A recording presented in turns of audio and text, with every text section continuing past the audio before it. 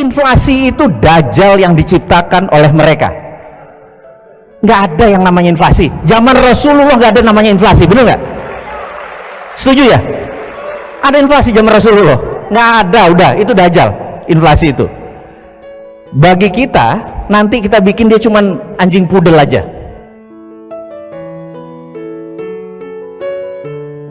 Kenapa mesti berhutang? Ini harus disudahi, betul ya? Caranya bagaimana? Jadi saya berdiskusi sama sahabat saya, dia senior saya, jauh senior saya. Dia bernama Michael Hudson. Profesor Michael Hudson ini mempunyai konsep berbeda dengan yang ada di dunia ini. Jadi di Amerika itu walaupun negara ini sontoloyo dan ontohot, tapi kebebasan berpikirnya boleh diakui, boleh kita respect, gitu ya. Jadi dunia ekonomi di Amerika itu terdiri dari dua mazhab. Mazhab Ivy League atau mereka yang kuliah di Ivy League. Ivy League itu ada Cornell, Columbia, ada Harvard dan lain sebagainya, yang biasanya lulusannya pergi ke Wall Street. Non Ivy League kerjanya di bank, ujung-ujungnya di IMF dan World Bank, gitu ya. Ada dua mazhab. Pemerintah saat ini semuanya mazhabnya mazhab ini nih, bener nggak? Sementara uang perputaran di dunia ini 70% dari Wall Street. Contoh, Alibaba listingnya di mana? Di New York, bener nggak? Yang punya Wall Street, paham ya? Jadi kita lihat nih, hati-hati nih Wall Street ini. Nah, kemudian mazhabnya yang tadi yang ke IMF, World Bank ini punya lembaga rating namanya Standard and Poor, punya Moody's gitu. Mereka bisa merating sebuah negara, Indonesia BBB misalnya gitu, bener nggak? Kemudian di lobby naik jadi BB plus, bener nggak? Investor datang nggak? Belum tentu, karena investor itu yang menunggu adalah rating dari Wall Street. JP Morgan kasih Indonesia berapa ratingnya? Goldman Sachs berapa kasih Indonesia ratingnya? Paham ya? Kalau ratingnya turun, mereka nggak masuk. Jadi kita jangan dibohongin dengan data, paham ya? Datanya bener, tapi karena orang nggak ngerti, oh iya ratingnya naik, hebat ya pemerintah sekarang, betul ya? Paham ya? Nah, ini ada makhluk ketiga. Yang Hudson punya metode ini beda sama yang pemerintah punya, swasta punya, dia ketiga. Georgia adalah negara berdaulat yang diserang sama Rusia. Crimea negara berdaulat diserang oleh Rusia. Anda tahu? Enggak tahu, nggak apa-apa. Karena bacaan kita memang dulu zamannya TVRI masih satu, kita berita internasional tuh up to date. Sekarang berita internasional ditutup, bener nggak? Anda nggak tahu jadinya apa di luar itu ya. Nah, pada saat ekonomi dua negara ini goncang karena dimainin oleh Rusia, Michael Hudson membantu perekonomiannya. Kemudian Venezuela yang menyerang Amerika dengan ekonomi, pakai narkoba, diserang balik sama Amerika dengan economic hitman, mata uangnya dijatuhin, begitu ya. Michael Hudson berdiri di sana, Venezuela masih berdiri. Terakhir Erdogan, kudeta gagal di belakangnya Amerika, karena Erdogan ke Rusia dan ke Cina, disikat lagi lira. Erdogan panggil Hudson sebagai penasihat keuangan, stabil lagi lira, didukung oleh Qatar. Jadi ada banyak cara pada saat mereka bermain economic warfare atau perang ekonomi yang dilakukan oleh Amerika, itu bisa di counter dengan teorinya Michael Hudson. Hudson ini sahabat saya, nanti saya ceritakan sampai sana karena saya harus menceritakan banyak sebelum topik kita utama masuk. Setuju ya? Ilmunya nggak keberatan ini. Kita bagi 3 periode ekonomi. Tahun 1931 di mana ada Great Depression, Anda ingat ya? dunia dan Amerika mengalami Great Depression 1931. Sebelum 1931, teori ekonomi basicnya menggunakan Adam Smith, tidak ada bank sentral, karena money, uang, hanya greasing the transaction. Uang itu hanya alat bayar untuk melumaskan saja. Zaman sebelum tahun 1931, kita tidak memuja uang, tidak memuja bunga seperti saat ini, biasa saja. Setelah tahun 1931, John Maynard Keynes yang disebut Keynesian mempunyai teori bahwa harus decentralize, harus dikontrol. Periode setelah itu dinamakan Keynesian periode, di mana adanya bank sentral di sebuah negara. Karena itu IMF ngontrolnya di bank sentral, bener nggak? Dimana kalau nanti, kayaknya nggak mungkin, salah satu di antara kita jadi presiden, nomor satu adalah tutup Bank Indonesia, pindahkan Bank Indonesia di bawah Menteri Keuangan, hanya departemen atau dirjen moneter saja. Nanti alasan saya kasih tahu. Keynesian dipuja. Jadi kalau mereka merasa, oh misalnya saya tanya, Bapak, kita cetak duit 10 triliun, setuju? Maka Bapak akan bilang, nanti inflasi. Betul Pak ya? Ada di bawah sadar kita udah masuk nih. Keynesian udah 100 tahun loh mendoktrin kepala kita, nanti inflasi. Inflasi itu dajjal yang diciptakan oleh mereka. Nggak ada yang namanya inflasi. Zaman Rasulullah nggak ada namanya inflasi, bener nggak? Setuju ya? Ada inflasi zaman Rasulullah? Nggak ada, udah itu dajjal, inflasi itu. Bagi kita, nanti kita bikin dia cuman anjing pudel aja, gitu ya. Nah, kemudian Keynesian berkuasa dengan bunga berbunga, uang, ngeprint uang. Nah, ini lagi kuncinya. Amerika, si ontohot borokokok ini,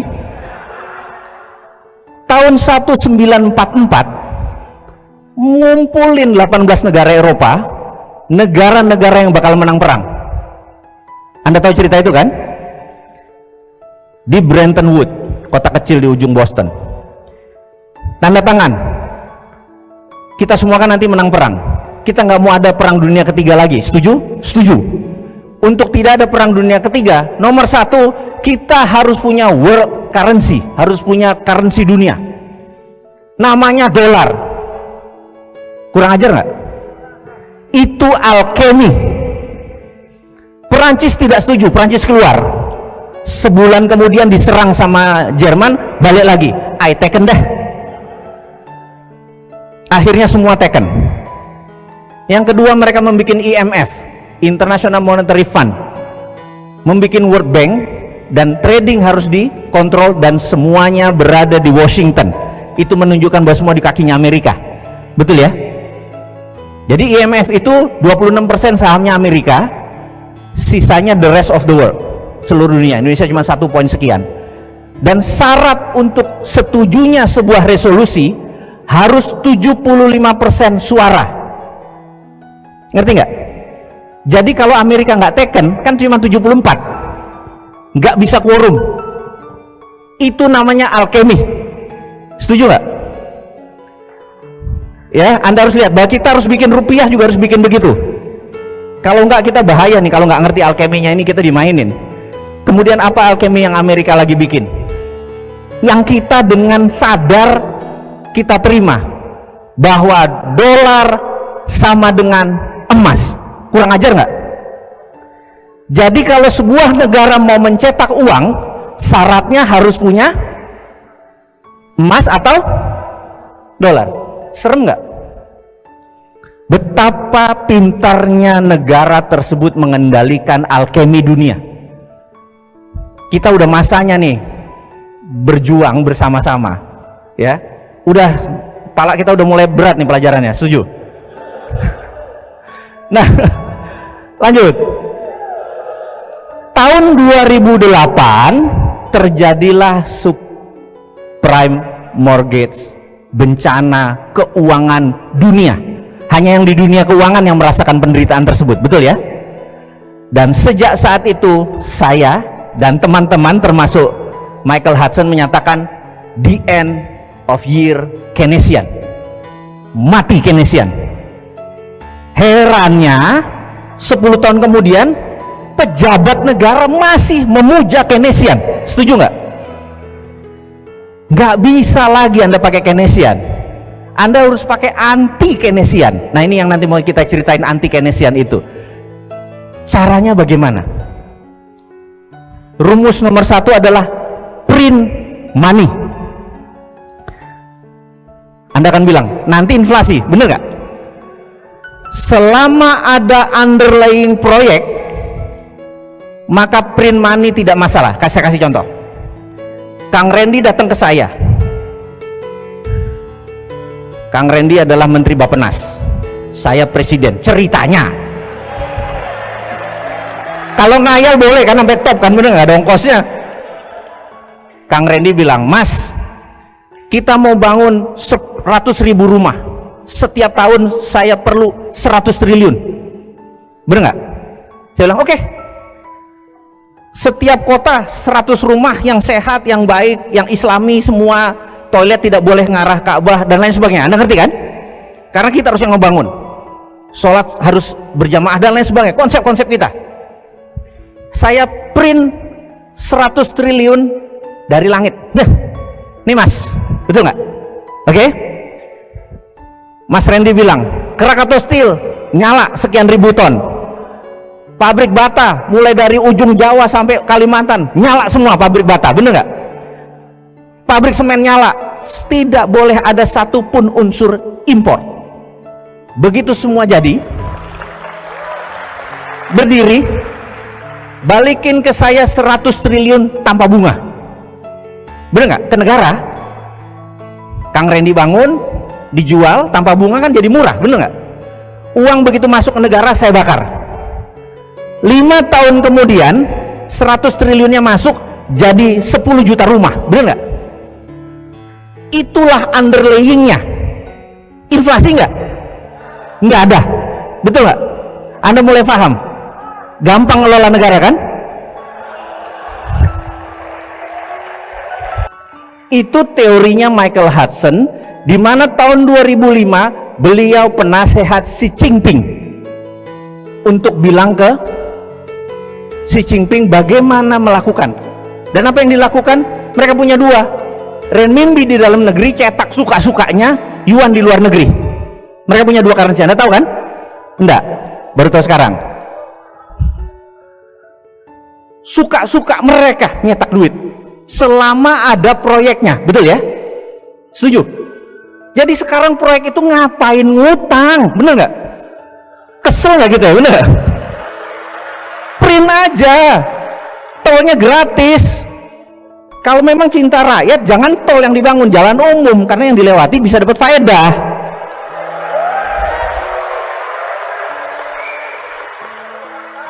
Sudah ngerti cara bangunnya negara? Oke, mau lanjut atau udah?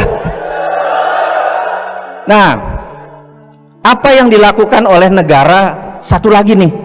Karena kita tahu ada negara besar satu lagi yang punya nation interest, yang punya 1,3 miliar penduduk, yang pengen 1000 tahun masih negaranya ada, bener nggak? Nation interest mereka juga pengen negaranya survive, betul kan? Seperti kita pengen negaranya juga utuh sampai 1000 tahun lagi, gitu kan? Yang dilakukan mereka bisa printing money di lokal, tapi mereka tidak strong, tidak kuat. Yang dilakukan adalah, oke, ini sekali lagi saya sama Kang Randy lagi nih. Kang Randy bilang, Mas, gimana caranya kita punya banyak dolar sebagai cadangan kita untuk bisa punya apa? Deterrent faktor penggentar. Oke. Akang pergi ke Papua Nugini, cari orang yang dekat sama presiden atau perdana menterinya, paham ya? Kang Randy kirim intelijen, cari di sana presidensi. Anda ngerti presidensi? Presidensi orang yang dekat presiden, orang yang mempengaruhi perdana menterinya Papua Nugini. Terus intelijennya lapor ke Kang Randy bilang, sudah dapat.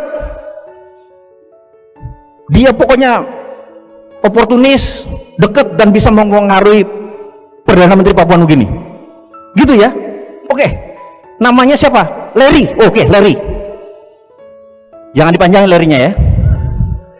Kemudian kirim, bilang sama Larry, mereka bikin proyek yang lama balik modalnya, tapi ada streaming of income, pelabuhan, bandara, jalan tol, bener ya, yang panjang, yang kalau perlu tidak lama balik modalnya, ngerti nggak? Oke, nanti kalau ditanya uangnya ada, pokoknya lo kerja aja gitu ya, gitu ya. Lalu Kang Randy bilang, ini gimana proyeknya? Ini 10 billion dolar Anda pegang, Anda bilang sama si Larry, duitnya sudah ada di Bank Indonesia, bener gak? Transfer ke Bank Papua Nugini, enggak bisa, bener gak? Kemudian dari uangnya tadi, apa yang Kang Randy lakukan? Krakatau Steel nyala, semen nyala, semua nyala, bener gak? Lalu kita kirim 100% material ke Papua Nugini, kirim SDM ke Papua Nugini, uang ke Papua Nugini, setuju ya? Jalan tol jadi di Papua Nugini, urusan gak ada isinya, urusan nanti, bener gak? Pelabuhan jadi di Papua Nugini, bener gak? Udah jadi, lapor, udah jadi, siap, tagih dolarnya, masuk, setuju? Itulah kita namakan ini semua adalah Spice Road, jalan rempah. Wah gitu. Bisa nggak? Itu cara mendatangkan dolar, bener nggak? Ada nggak sebuah negara sekarang melakukan itu?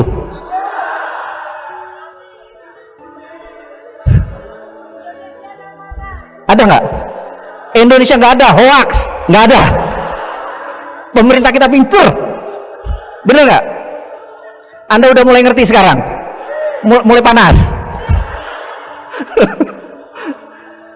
Guru besar itu adalah Michael Hudson, yang dia bilang, if you become the presidency, kalau kamu si Ontohot ini deket sama presiden, atau kamu sendiri presiden dengan didukung teman-teman SSN, saya penasihat keuangan kamu, bener nggak? Saya bikin kamu lebih besar dari negara sekarang karena kamu mempunyai sesuatu yang negara lain tidak punya. Nah ini mulai mikir nih, apa? Indonesia negara keempat penduduknya terbesar di dunia, setuju? Dan negara muslim terbesar di dunia, setuju?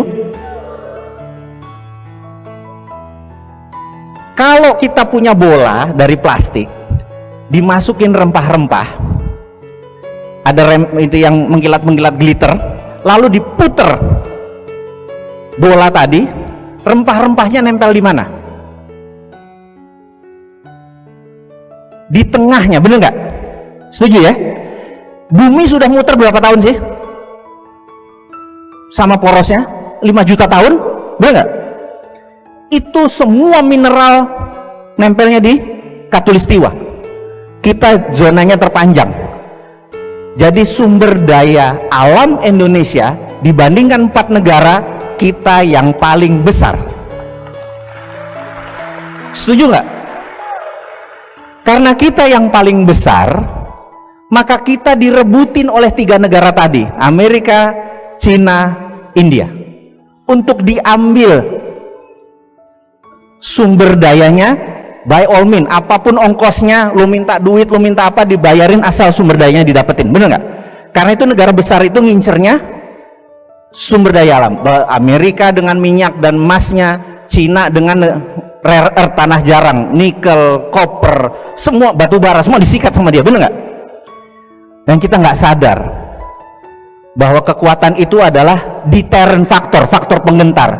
Kalau kita shutdown, kita tutup itu Indonesia, nggak ekspor mineral, apa yang terjadi? Dunia teriak, nggak ada nikel, bener nggak?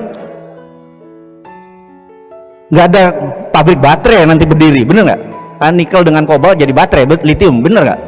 Anda bisa bayangkan betapa lemahnya saat ini karena tidak mengerti geopolitik dan geostrategi, tidak pernah ke Lemhanas semua pejabat-pejabatnya, paham ya?